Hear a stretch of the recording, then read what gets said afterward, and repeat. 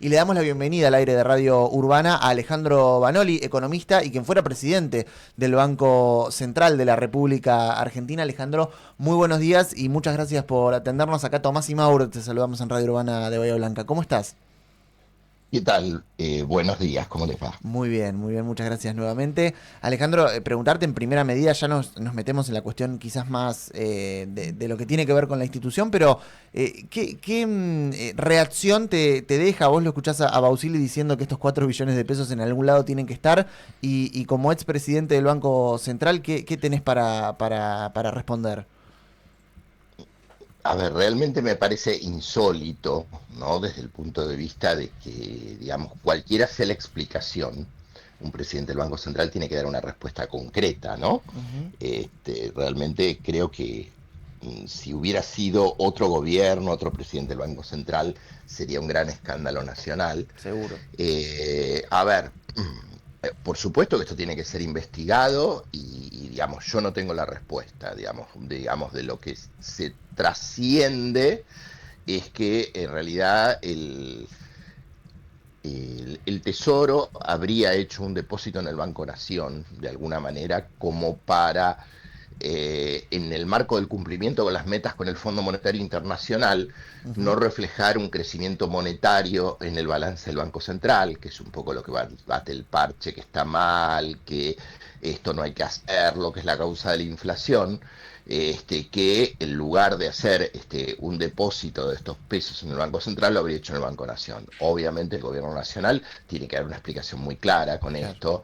O sea, evidentemente yo no voy a caer, como hace la gente de este gobierno, en hacer una sospecha de robo, de que hubo, digamos, alguna cuestión de naturaleza delictual en principio, pero sí me parece grave, me parece muy poco profesional y me parece que de cara a la sociedad esto requiere, yo diría hoy, una respuesta clara con centavos de dónde está la contrapartida de ese monto que corresponde, digamos, la última licitación que hizo de bonos el Tesoro Nacional, ¿no? Ujú.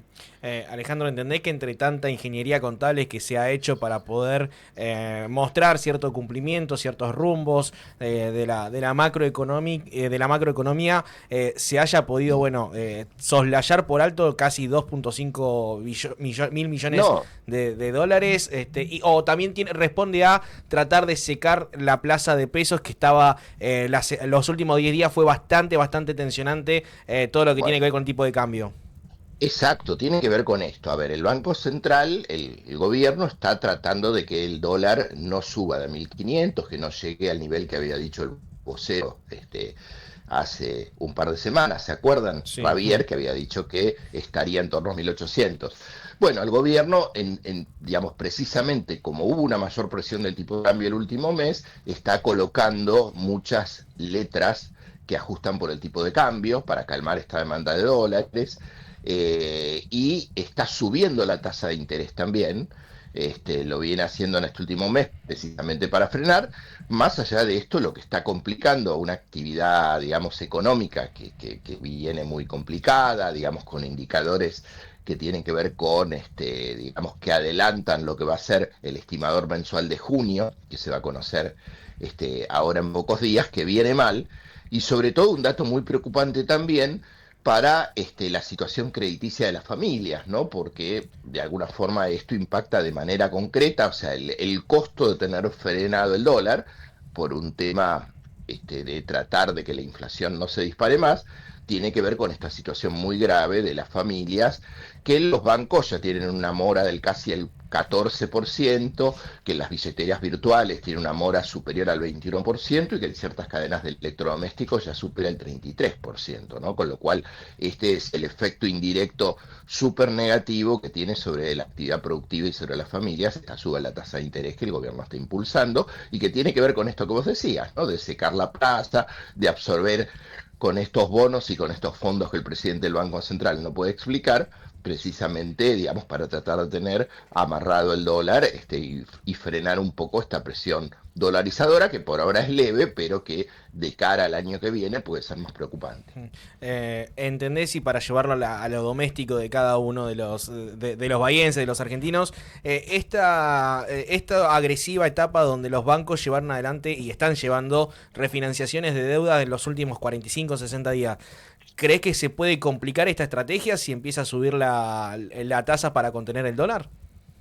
Pero sin duda por el efecto directo de la tasa de interés, pero además porque en la medida en que se debilita el empleo, que sigue cayendo el salario real, la capacidad de pago de los argentinos. Y esto no solo midiendo contra la inflación, independientemente de cómo como ustedes saben, en la ciudad de Buenos Aires el dato de inflación que se conoce antes del nacional dio más alto, ¿no? Esto tiene que ver con el precio de los servicios, con algunas cuestiones estacionales, probablemente el nacional de menos. Pero hay algo que es muy importante, ¿no? Y es que cuando uno ve realmente por esta desactualización de la canasta, ¿sí? Que mide a nivel nacional precios con una canasta del año 2004, ¿sí? Donde los patrones de consumo han cambiado muchísimo. Lo cierto es que cuando uno mira la capacidad de compra que tiene el salario con una canasta más realista, uno ve que la pérdida de poder adquisitivo es mucho mayor, ¿no? Con lo cual, todos los factores que inciden en la capacidad de pago de las familias y están tremendamente menguados, ¿no? Por eso antes se decía, bueno, la gente no llega a fin de mes, bueno, ahora no llega el día 15. En muchos casos, y esto tiene que ver precisamente con el brutal aumento de los servicios, y entonces, bueno, esto resta capacidad de consumo para otro tipo de consumos, incluso muchas veces esenciales. Durante el año pasado, cuando las tasas de interés eran más bajas antes de la corrida, la gente trataba de paliar esto endeudándose.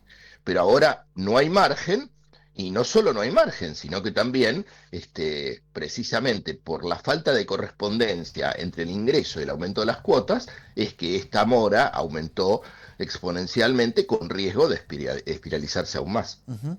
Alejandro, te consulto por el tema por el cual abríamos la nota. Debo admitir mi desconocimiento frente a muchas de las cuestiones que marcó Milei en cuanto al proyecto que envió para modificar la Carta Orgánica del Banco Central y cómo con cualquier cosa que se me escapa más que nada en este contexto y bajo este gobierno, digo, no vaya a ser cosa que entre el desconocimiento nos propongan cuestiones que terminen siendo de gravedad. Digo, mejor preguntarte qué marca, qué cuestiones son importantes a tener en cuenta de este proyecto de modificación, si es que lo ves de esa forma.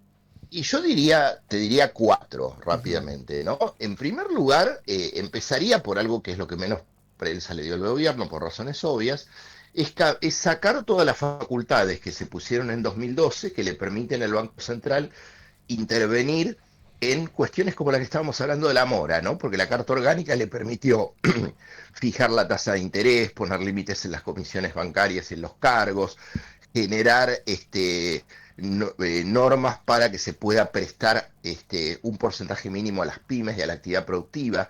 Esto lo quieren derogar, ¿no? Esto me parece una cuestión central y que hace a la gente, digamos, a la economía de todos los días, que no es una cuestión de especialistas.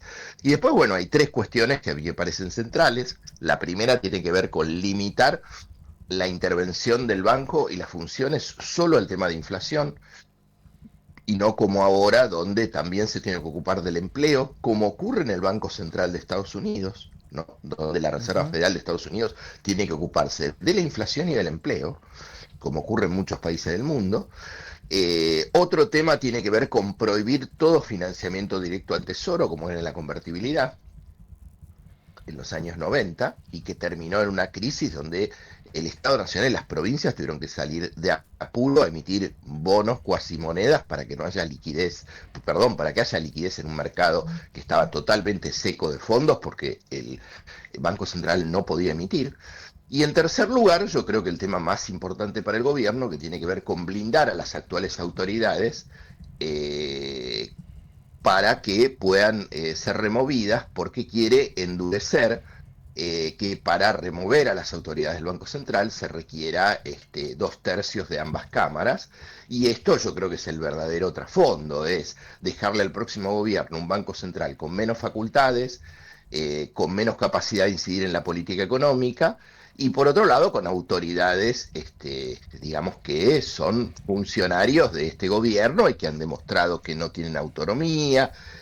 Hay que recordar, esto es público, que el presidente del Banco Central y el ministro de Economía, antes de asumir en el gobierno, eran socios en una consultora Anker, o sea que es muy difícil hablar de independencia del Banco Central con esta situación y con un presidente como Milei, que él mismo anuncia que toma decisiones, y no respetando esa independencia del Banco Central que que supuestamente declama o quiere consagrar. De hecho, todo el descalabro monetario y que incidió en el endeudamiento de las familias tuvo que ver con una decisión de Milei de junio del año pasado de eliminar unas letras financieras que eran las sucesoras de las LEBAC y las LELIC que Sturzenegger había emitido de manera muy exponencial y que habían comprado fondos especulativos, no bancos, y entonces eso generó esa disparada de la tasa de interés y generó este problema de endeudamiento que estamos viviendo. Así que